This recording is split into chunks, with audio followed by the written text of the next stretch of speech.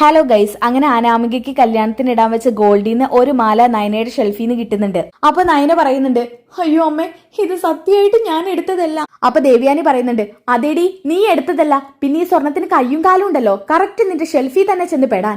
അമ്മേ, സത്യമായിട്ടും ഞാനല്ല അമ്മ ഇത് എടുത്തത്. അപ്പൊ നവ്യ അങ്ങോട്ടേക്ക് വരുന്നുണ്ട്. നയനെ, എന്താ പ്രശ്നം? ചേച്ചി, എന്റെ ഷെൽഫിൽ ആരോ അനാമികയുടെ സ്വർണം കൊണ്ട് വെച്ചിരിക്കുന്നു. ആരോ എന്നെ മനഃപൂർവ്വം ചതിച്ചതാ ചേച്ചി.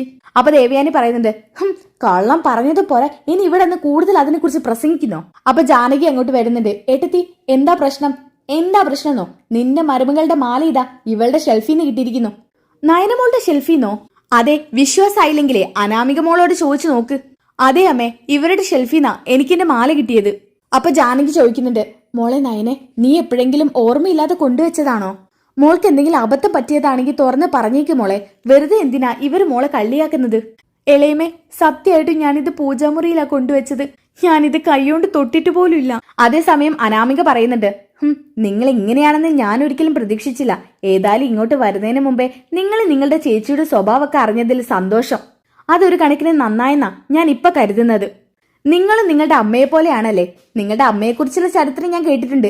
തന്ത്രപൂർവ്വം പണം ഉള്ളിടത്തേക്ക് നിങ്ങൾ രണ്ടുപേരും കെട്ടിച്ചു വിട്ട കഥ. ആ അമ്മയെ പോലെയല്ലേ നിങ്ങളും? ഇനി നിങ്ങളുടെ താഴെ ഒരു അനിയത്തി ഉണ്ടല്ലോ, അതും അതുപോലെ തന്നെയാണോ? അപ്പൊ നവ്യ പറയുന്നുണ്ട്, ദേ അനാമികെ, ആവശ്യമില്ലാത്ത ഓരോന്ന് പറഞ്ഞാലുണ്ടല്ലോ. നീ ഞങ്ങൾ വേണേ എന്തി പറഞ്ഞോ, ഞങ്ങളുടെ അച്ഛനും അമ്മയും അനിയത്തിയെ കുറിച്ച് എന്തെങ്കിലും പറഞ്ഞാലുണ്ടല്ലോ. അയ്യോ, ഞാനൊന്നും പറയുന്നില്ലേ. അപ്പൊ അങ്ങോട്ടേക്ക് മുത്തശ്ശി വരുന്നുണ്ട്. എന്തായി ദേവയാനി, നീ അന്വേഷിച്ചിട്ട് കിട്ടിയോ? കിട്ടി അമ്മേ. അമ്മയല്ലേ പറഞ്ഞത് ദേ ഇവളുടെ മുറിയിൽ നിന്ന് ഒന്നും കിട്ടാൻ പോകുന്നില്ലെന്ന്. ദാ കാണ്, അമ്മ കൺകുളിർക്കെ കാണ്. അനാമികയ്ക്ക് ഗോൾഡ് എടുത്തതിൽ ഏറ്റവും വലിയ മാല, അതും നയനയുടെ ഷെൽഫിൽ തന്നെ. അയ്യോ, മോൾ ഒരിക്കലും അങ്ങനെ ചെയ്യില്ല. ഇതാരോ മോളെ ചതിച്ചതാ. അച്ഛനെ അമ്മയെ പോലെ ഇങ്ങനെ സപ്പോർട്ട് ചെയ്യാൻ ഒരാളുണ്ടെന്നുണ്ടെങ്കിലേ ഈ കള്ളികൾ പടർന്ന് പന്തലിക്കും. എന്തായാലും ഞാനൊരു കാര്യം തീരുമാനിച്ചു. ഇവളെ എന്റെ മരുമകളല്ലേ, ഇതിനുള്ള ശിക്ഷയെ ഞാൻ കൊടുക്കും. ഡി, നിനക്ക് ഇതിലും വലിയ ശിക്ഷ വേറെ ഒന്നുമില്ല എന്ന് പറഞ്ഞ ദേവയാനി കവളത്തൊരൊറ്റ അടി കൊടുക്കട്ടോ. അപ്പൊ മുത്തശ്ശി ഉറക്കെ പറയുന്നുണ്ട്, ദേവയാനി, എന്താ നീ ചെയ്തത്? കണ്ടില്ലേ, ഞാൻ ഇവളെ തല്ലി അമ്മേ.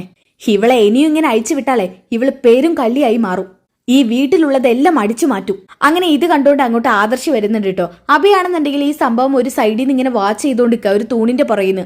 അപ്പൊ അങ്ങോട്ടേക്ക് ആദർശ് വന്ന് ചോദിക്കുന്നുണ്ട്, അഭി, എന്താ അവിടെ നടക്കുന്നേ? ഏട്ടൻ തക്ക സമയത്താ വന്നത്. ദേ അമ്മായി ഏട്ടന്റെ ഭാര്യയെ പേരും കള്ളിയായിട്ട് പ്രഖ്യാപിച്ചിരിക്കുന്നു. പേരും കള്ളിയോ? നീ എന്തൊക്കെയാ പറയുന്നേ? ആദർശേട്ടാ, അനാമികയ്ക്ക് കല്യാണത്തിനിടാൻ വെച്ച ഏറ്റവും വലിയ മാല നയനേടത്തിയുടെ ഷെൽഫിന്ന് കിട്ടി. നയനയുടെ ഷെൽഫിന്നോ? അതെ, അവര് പേരും കല്യാണ് ഏട്ടാ. ഏട്ടൻ അത് മനസ്സിലായില്ലല്ലോ. നീ ഇങ്ങോട്ട് മാറിയുന്നേ. അങ്ങനെ നയനയുടെ അടുത്തേക്ക് ആദർശ് പോകുന്നുണ്ട്. എന്നിട്ട് ആദർശ് ചോദിക്കുന്നുണ്ട്, എന്താ ഇവിടെ സംഭവം? ഇവളെന്തിനാ കരയുന്നേ? അപ്പൊ ദേവയാനി പറയുന്നുണ്ട്, പേരും കള്ളി, പേരും കാളത്തനം ചെയ്ത് നിൽക്കുകയാണ്. ഞാൻ അവക്കിട്ട് 2 കൊടുത്തു. എന്തേ, നിനക്കെന്തെങ്കിലും പ്രശ്നമുണ്ടോ? അമ്മ എന്തിനാ നയനയെ തല്ലിയത്? മോനെ ആദർശ്, അന്ന് ജ്വല്ലറി ചെന്നപ്പോ ഇവൾമാരോടൊക്കെ വേണ്ടത് എടുത്തോളാൻ പറഞ്ഞതാ. അന്ന് ഇവളൊക്കെ ഭയങ്കര ഷൈൻ ചെയ്യല്. ഇവൾമാർക്ക് സ്വർണത്തോട് താല്പര്യമില്ല, അതുകൊണ്ട് ഇപ്പൊ സ്വർണം വേണ്ടാന്ന്. കള്ളം കാണിച്ച് അത് അടിച്ചു മാറ്റൽ അതിനേക്കാൾ അന്തസ്സാണെന്ന വിചാരം. അപ്പൊ അനാമിക പറയുന്നുണ്ട്, ആദർശേട്ടാ, ആദർശേട്ടന്റെ വൈഫ് ഇത്രക്കാരിയാണെന്ന് ഞാൻ അറിഞ്ഞില്ല.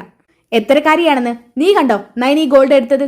ഇവര് തന്നെ ആ ഗോൾഡ് എടുത്തത്. ഇവരുടെ ഷെൽഫിന്നല്ലേ എനിക്കത് കിട്ടിയത്. അപ്പൊ മുത്തശ്ശി പറയുന്നുണ്ട്, മോനെ ആദർശ്, നിന്റെ അമ്മ ആവശ്യമില്ലാതെ നയനമോളെ തല്ലി. അമ്മേ, നയനെ കള്ളം കാണിച്ചിട്ടുണ്ടെങ്കിലല്ലേ അമ്മ തല്ലാൻ പാടുള്ളൂ. അതിനവള് കള്ളം കാണിച്ചിട്ടുണ്ടല്ലോ. അപ്പൊ നവ്യ പറയുന്നുണ്ട്, ആദർശേട്ടാ, നമ്മുടെ നയന ഒരിക്കലും അങ്ങനെ ചെയ്യില്ല. ഇതാരോ ചതിച്ചതാ ഏട്ടാ. അമ്മയുടെ ഈ കൈ കെടുക്കുന്ന മാലയല്ലേ നയനയുടെ ഷെൽഫിന്ന് കിട്ടിയത്? അതെ, ഇത് തന്നെ. ഇത് ഞാൻ അമ്മയ്ക്ക് തരാൻ വെച്ച മാലയാ. നാളത്തെ ദിവസത്തിന്റെ പ്രത്യേകത ഓർമ്മയില്ലേ? അമ്മയ്ക്ക് ഇത് ഗിഫ്റ്റ് ആയിട്ട് തരാൻ ഞാൻ വാങ്ങി വെച്ച മാലയാ ഇത്. നീ വെറുതെ ഇവളെ രക്ഷിക്കാൻ വേണ്ടി ഓരോന്ന് പറയേണ്ട ആദർശേ. അമ്മേ, ഞാൻ അമ്മയോട് കള്ളം പറയോ? അമ്മയ്ക്ക് നാളത്തെ ദിവസത്തിന്റെ പ്രത്യേകത നന്നായിട്ട് അറിയാലോ.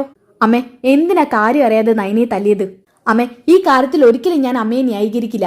അമ്മയ്ക്ക് എടുത്തുചാട്ടം കുറച്ച് കൂടുതലാ. പ്രത്യേകിച്ച് അത് നയനയോട്. നയന എന്റെ ഭാര്യയാണ് അമ്മേ. അവൾ നമുക്കൊക്കെ വേണ്ടി സഹിച്ചും ക്ഷമിച്ചും ഇവിടെ നിൽക്കാണ്. അവൾ നമ്മളുടെ ജ്വല്ലറിക്ക് കോടികളുടെ ബിസിനസ്സാണ് ഉണ്ടാക്കി തന്നത്. അവൾക്ക് വേണമെങ്കിൽ എന്നോട് ചോദിച്ചിട്ട് ഗോൾഡ് എടുക്കാം. അവൾ എന്തിനാ അമ്മേ ഇതൊക്കെ കള്ളം കാണിച്ച് എടുക്കേണ്ട ആവശ്യം? മോനെ ആദർശേ. അപ്പൊ മുത്തശ്ശി പറയുന്നുണ്ട്, ദേവയാനി, ഇപ്പൊ നിനക്ക് മനസ്സിലായല്ലോ. ദേവയാനി, ഇനിയെങ്കിലും നീ നിന്റെ മരുമകളെ മനസ്സിലാക്ക്. ദേവയാനി, ഇത് മുത്തശ്ശനെങ്ങാനും അറിഞ്ഞാ നീ ചിന്തിക്കുന്നതിലും അപ്പുറമായിരിക്കും ഇവിടെ നടക്കാൻ പോകുന്ന പ്രശ്നം. അപ്പൊ ആദർശ് അനാമികയോട് പറയുന്നുണ്ട്, അനാമികയെ, നീ ഈ വീട്ടിലെ അംഗമായിട്ടില്ല. അതിനു മുമ്പേ ഇവിടുത്തെ കാര്യങ്ങളിൽ ഇടപെട്ട് ആളുകളുടെ സ്വഭാവം നിശ്ചയിക്കേണ്ട ആവശ്യം ഇയാൾക്കില്ല. ഈ കല്യാണത്തിന് മുന്നേ ഇടയ്ക്ക് വരുന്നത് ഇതിനാണെന്നുണ്ടെങ്കിൽ അങ്ങനെ വരണമെന്നില്ല. ഇനി നിനക്ക് എപ്പോ വേണമെങ്കിലും ഇങ്ങോട്ട് വരാം. പക്ഷെ ഈ ദുരുദ്ദേശം മനസ്സിൽ വെച്ചിട്ടാകരുത്. അങ്ങനെ ഗൈസ് മൂർത്തി മുത്തശ്ശൻ ഇതൊക്കെ അറിയുന്നുണ്ട് കേട്ടോ. അങ്ങനെ ദേവയാനിക്ക് നല്ലൊരു ശിക്ഷ കൊടുക്കുന്നുണ്ട്. അപ്പൊ അടുത്ത എപ്പിസോഡ് വളരെയധികം ട്വിസ്റ്റ് നിറഞ്ഞതാണ്. ദേവയാനിക്ക് നമ്മുടെ നയനയോട് മനസ്സലിവൊക്കെ തോന്നുന്നുണ്ട് കേട്ടോ. അപ്പൊ ആ എപ്പിസോഡിനായിട്ട് ചാനൽ സബ്സ്ക്രൈബ് ചെയ്തിട്ട് നെക്സ്റ്റ് എപ്പിസോഡ് ഒന്ന് കമന്റ് ചെയ്തിട്ട് അപ്പൊ അടുത്ത വീഡിയോയിൽ കാണുന്നവരേക്കും ബൈ ഗൈസ്.